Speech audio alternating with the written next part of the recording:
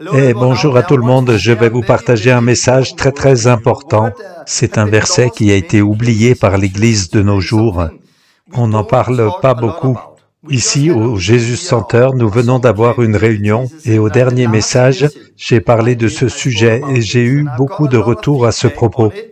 Et cela devrait sortir bientôt. En tant que croyant, connaissez-vous votre appel? Voulez-vous savoir à quoi vous êtes appelé? Je peux vous dire à quoi vous êtes appelé. Dans 1 Pierre chapitre 2, au verset 21, on lit ceci, « C'est à cela que vous avez été appelés. C'est à cela que vous avez été appelés. » Alors cela, c'est quoi? De quoi il parle ici? Ce dont il parle ici, c'est de souffrir.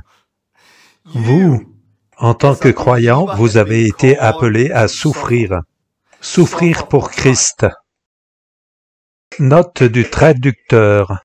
Ce message de Torben Zondergaard prend encore beaucoup plus de sens quand on sait que Torben vit personnellement la persécution. En effet, aujourd'hui, 5 mars 2023, Torben est emprisonné injustement en Floride, aux États-Unis d'Amérique, depuis le 30 juin 2022. Cela fait aujourd'hui 248 jours qu'il est en prison. Pour plus d'infos sur son cas, veuillez consulter le site friendsoftorben.com. Vous, en tant que croyant, vous avez été appelé à souffrir. Souffrir pour Christ. Maintenant, lisons dans le contexte. On lit au verset 20, « Quelle gloire y a-t-il d'endurer la souffrance pour avoir commis des fautes? Mais si vous souffrez lorsque vous faites ce qui est bien, que vous l'enduriez patiemment, alors c'est une grâce devant Dieu, car c'est à cela que vous êtes appelés, puisque Christ aussi a souffert pour vous, vous donnant un exemple, afin que vous suiviez ses traces. » Ce que ce texte nous dit, c'est que si vous souffrez à cause de votre péché, eh bien vous souffrez parce que vous avez fait quelque chose de mal. Alors quoi? Il n'y a pas de quoi se vanter. Il n'y a aucun plaisir à souffrir parce que l'on a fait le mal. Mais quand vous faites ce qui est bien et que vous souffrez, alors c'est une chose glorieuse. C'est à cela que Dieu prend plaisir, parce que c'est à cela que vous êtes appelés. Nous, en tant que chrétiens, en tant que disciples du Christ, nous avons été appelés à vivre une vie sainte. Nous avons été appelés à faire le bien. Nous avons été appelés à vivre comme Christ. Nous avons été appelés à souffrir. Quand vous faites ce qui est juste et que vous êtes amené à souffrir comme un criminel, et aussi souffrir lorsque les gens mentent à votre sujet, et aussi souffrir lorsque l'on vous persécute, nous sommes appelés à ça. De nos jours, nous n'en parlons pas beaucoup, et quand on y pense, regardez l'apôtre Paul, le fameux apôtre. Lorsqu'il a été appelé, quand le disciple Ananias est venu vers lui dans Acte 9, et Dieu parla à Ananias et l'envoya, et voici ce qu'il lui dit, et je lui montrerai combien il devra souffrir pour mon nom. Est-ce qu'on entend souvent ça aujourd'hui? Quand les gens viennent à Christ, est-ce qu'on leur dit cela? Est-ce que la première parole prophétique qui s'adresse à eux, c'est « Je vais te montrer combien tu vas devoir souffrir pour le nom de Jésus-Christ. » Mais Paul a vraiment dû souffrir. Paul a dû vivre une vie difficile. Paul était un vrai apôtre. Et si l'on observe sa vie, c'est un petit peu comme un curriculum vitae qui se déroule et on peut observer toute sa vie. En lisant cela dans 2 Corinthiens, verset 11, Et quand Paul nous raconte un peu sa vie, il nous dit que 5 fois, il a reçu de la part des Juifs 40 coups de fouet moins 1, c'est-à-dire 39 coups de fouet. Et il a reçu cela 5 fois. 3 fois, il a été battu de verge. 1 fois, il a été lapidé. Alors le curriculum vitae de Paul, la vie de Paul, le témoignage de Paul, ce qu'il était, essayant de plaire à Dieu, en vivant une vie de sainteté, c'était que 5 fois avec des fouets et aussi 3 fois avec des verges, il a été battu et 1 fois lapidé.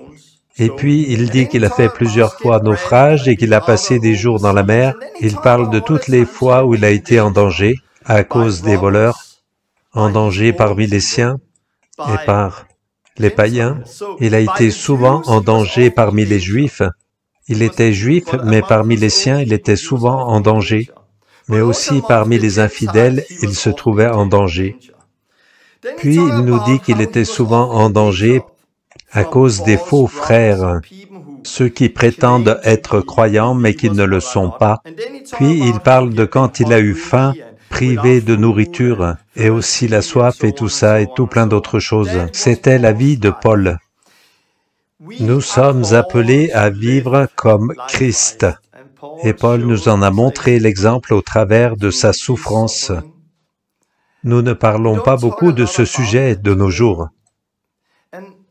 Moi, je sais, de par ma propre vie et avec ceux à qui j'en parle, nous devons parler de ce sujet, nous devons être informés, parce que nous sommes amenés à vivre des conflits, nous pouvons expérimenter du danger, nous ne serons peut-être pas fouettés physiquement en ce moment dans les pays où nous vivons, mais on expérimente de l'opposition de la part de gens que l'on estimait comme des frères, et soudainement ils se retournent contre nous et nous attaquent. Pourquoi? Des proches que l'on aime se mettent soudainement à mentir et à répandre de fausses rumeurs contre nous. Évidemment, on vit dans un monde compliqué, et parfois c'est seulement des malentendus. Et c'est comme ça, on voit ça partout, au travail ou ailleurs. Nous vivons dans un monde où il y a des conflits et des malentendus. Mais pourquoi on expérimente encore bien plus cela en tant que croyants nés de nouveau? C'est parce que nous sommes appelés à cela.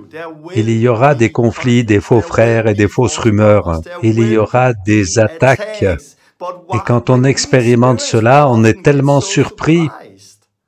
C'est parce qu'il nous faut comprendre à quoi nous sommes appelés. C'est pareil avec la dernière réforme. Il y a des gens qui viennent et disent « Oh, c'est bien, c'est parfait, c'est une bonne église, une bonne communion fraternelle. Il n'y a aucun problème. » Bien sûr qu'il y a des problèmes, il y en a partout des problèmes. Si vous êtes dans une communauté et qu'il n'y a pas de problème, c'est que cette communauté est morte. Je vous le garantis, cette communauté est morte. Les faux frères existent.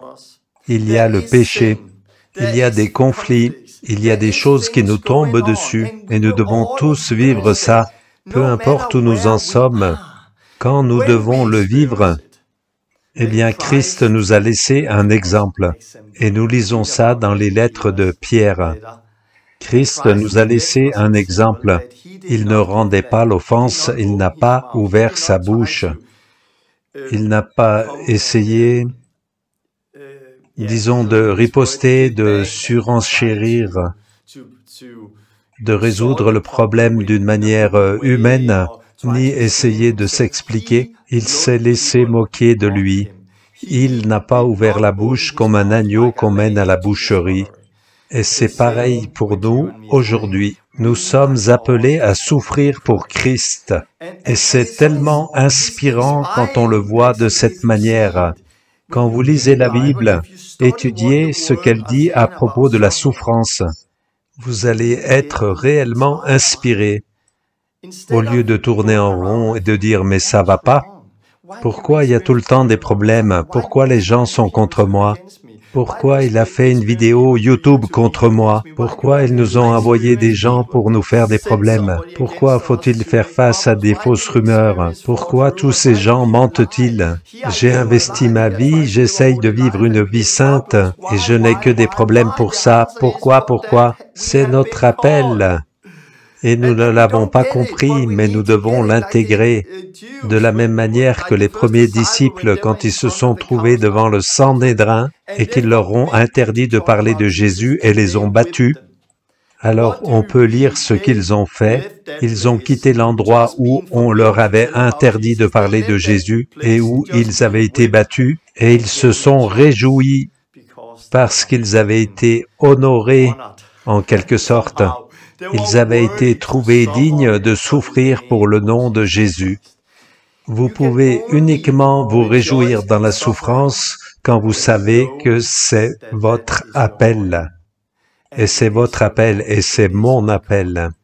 Et je veux maintenant vous partager une forte expérience de la semaine passée, parce qu'une personne qui était contre moi il y a plusieurs années, et il m'avait écrit une lettre vraiment méchante et c'était vraiment dur pour moi.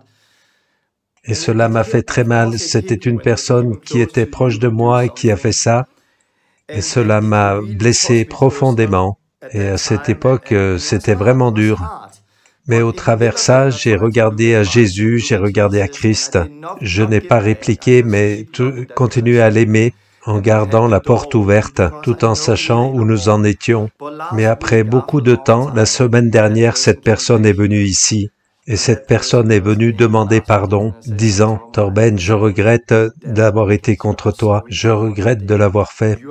Tu as été mon leader, tu as été un exemple pour moi.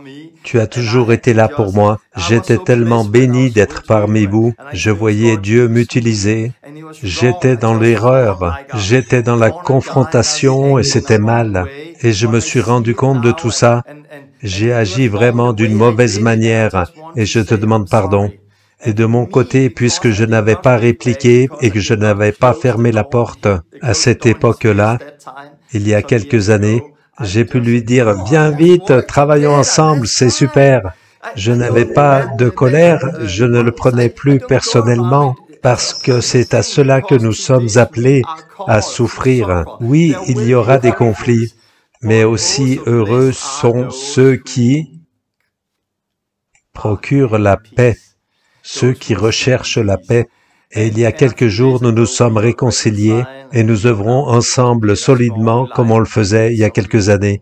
Alors je voulais vous apporter cet enseignement afin de vous rappeler, quand vous devez souffrir pour ce qui est juste, regardez Christ et ne répliquez pas, n'ouvrez pas la bouche, parce que quand vous commencez à attaquer en retour, car à ce moment vous fermez la porte à ce que Dieu puisse vous réconcilier à nouveau, alors laissez la porte ouverte, bénissez plutôt. Ayez de la constance et regardez à Christ.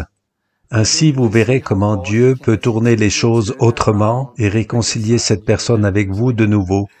Parce que nous sommes appelés à cela. Que Dieu vous bénisse et rappelez-vous, regardez à Jésus, qu'il soit notre exemple. Rappelez-vous de vous réjouir dans la souffrance.